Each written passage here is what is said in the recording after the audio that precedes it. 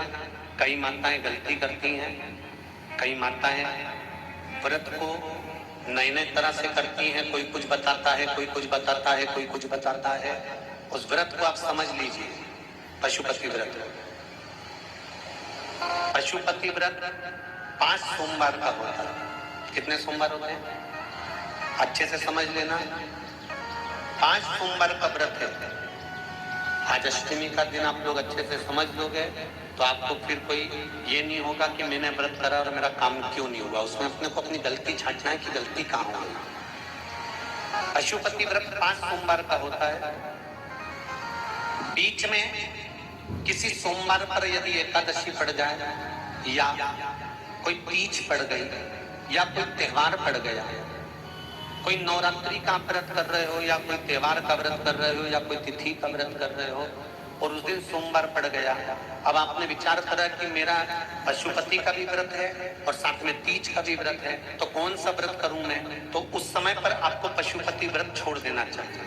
फिर आप तीज का व्रत कर लो या चतुर्थी का करती हो तो चतुर्थी का करो, छठ का करती हो तो छठ का करो, नवरात्रि के व्रत करती हो तो नवरात्रि के व्रत। 5 व्रत पशुपति होते हैं। व्रत करने के लिए जब आप निश्चित करें कि मुझे इस सोमवार से पशुपतिनाथ के व्रत करना है, जीजियों भाइयों ध्यान रखना, उस दिन सुबह स्नान करने के बाद में बड़े प्रेम से पूजन की थाली लगा लो, उसमें चंदन, अबीर, गुलाल, जो भी आप रखना चाहें, रौली, चावल, मूली, जनेऊ, पंचामृत, चाहो तो अलग अलग ले जाओ, चाहो तो एक साथ मिलाकर ले जाओ। भगवान शंकर की पूजन करो सुबह के समय पर और शिव जी का पूजन कर कर आराधना कर कर भगवान शंकर से प्रार्थना करो, हे शिव जी, हे ओगड़दानी, हे त्रिकालदर्शी, हे कैलाशी, अविनाशी, आज से मैंने पशुपति व्रत प्रारंभ करे। बाबा मेरा ये व्रत इस कार्य के लिए मैं कर रही हूं, आप स्वीकार करना, बाबा को निवेदन करना। पूजन का सामान थाली में उतना लेकर जाना कि सुबह भी काम आ जाए और शाम को भी काम आ जाए। अलग से पूजन का साहित्य में शाम को अलग से नहीं रखना, थाली में उतना ही रख के ले जाओ जितना सुबह भी काम आए और शाम को भी। बाबा को निवेदन कर कर पूजा की थाली वापस ले आओ। शाम के समय पर घर में मीठा बनाओ, 6 दिए रखो थाली के अंदर घी के, और दिए रखकर मीठा ले जाकर मंदिर में पूजन करो। शाम को स्नान कराने की जरूरत नहीं, पंचामृत स्नान की जरूरत नहीं है, शाम को तो केवल जल का छींटा दे दो, पंचामृत का छींटा दे दो, बाबा की पूजन करो। पूजन कर कर प्रसाद के पहले 3 हिस्से करो, 3 हिस्से करने के बाद फिर आप दिया लगाना। फिर बाबा को कितने दिए लगाना है?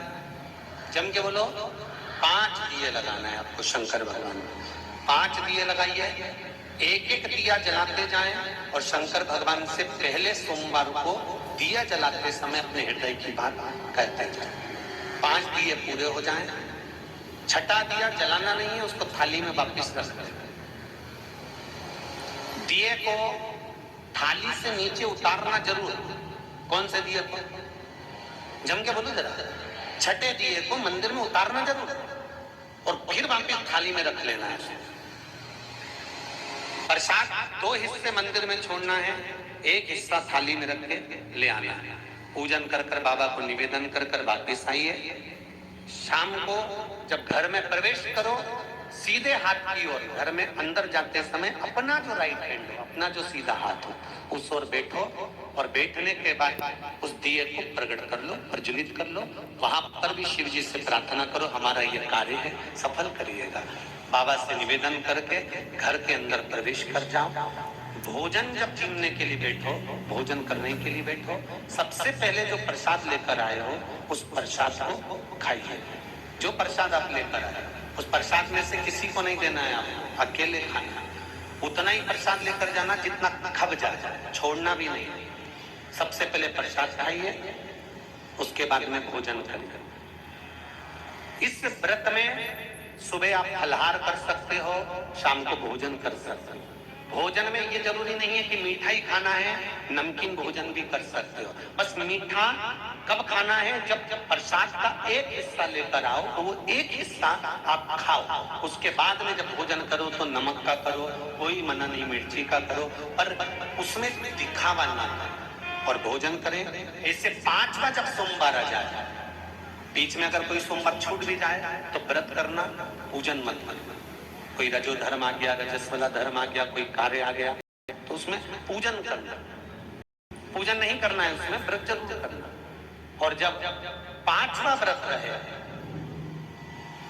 और 5वां व्रत जब रहे तो उस 5वें व्रत में जब सुबह पूजन करिए और शाम को पूजन करो तो शाम को भगवान पर या मूंग के दाने, बेलपत्र या फूल की चढ़ा सकते, भगवान को चढ़ाकर एक श्रीफल रूपे उस पे रख शिव जी से निवेदन कर घर पर आ जाइए, दिया लगाइए और बाबा से निवेदन कर कर प्रसाद पाइए। अगर नियम से कर लिया तो मेरा विश्वास कहता है 5 सोमवार के अंदर ही आपका काम हो जाएगा।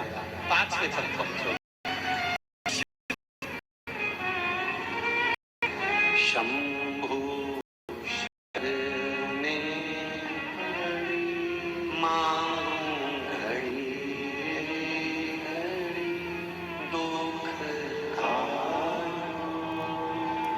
दया करी दर्शन आपको।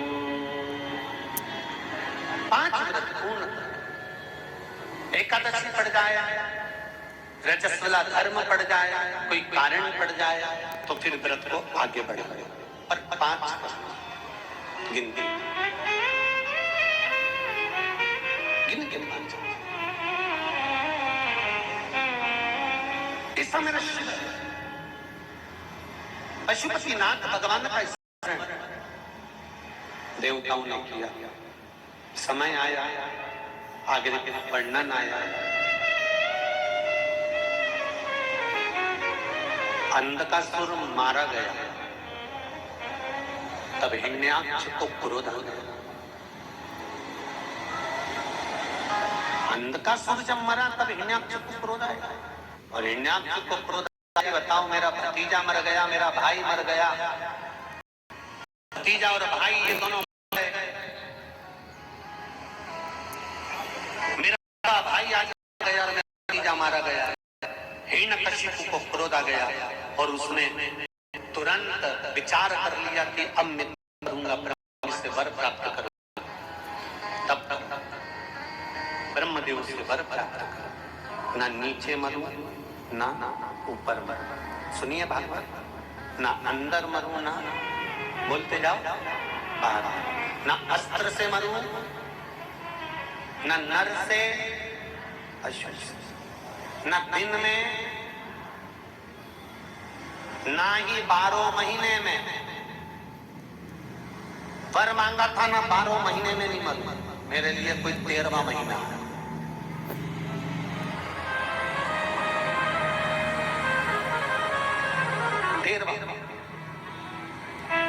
ब्रह्मा जी ने कह दिया तथास्तु, और हुआ वही। आया घर, धर्मपत्नी कहां गई? इंद्र ले गए। इंद्र क्या गए तो कहते ऋषि नारद ले गए। नारद जी क्या, इंद्र जिस नारी को लेकर आए थे हिरण्यकशिपु की पत्नी को, वो पत्नी देवऋषि नारद की गर्भित थी और नारी को देवऋषि नारद ने जो ज्ञान प्रदान करा, उस ज्ञान के बल से गर्भ से जो संतान उत्पन्न हुई, उसने लेते भगवान के नाम का एलाद करा, उसी का नाम प्रहलाद हो गया। वो प्रहलाद प्रकट कर।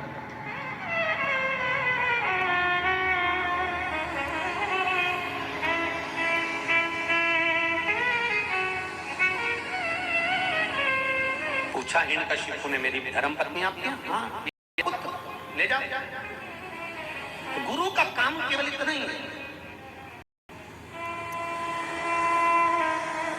एक सतगुरु का काम संस्कार देने का है,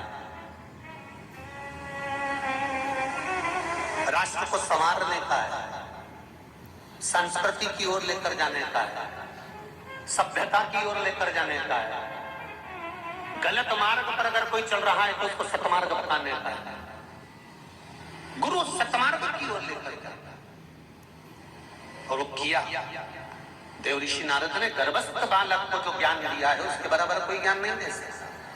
और हमारे यहाँ भी शास्त्र कहता है गर्भ का प्रधान होता है, अभिनंदन चरित्र भी कहता है। माता के घर में बैठकर प्रवेश करना सीख गया था। माँ सो गई तो चक्रव्यूह से बाहर निकलना भूल गया, क्योंकि माँ सो गई।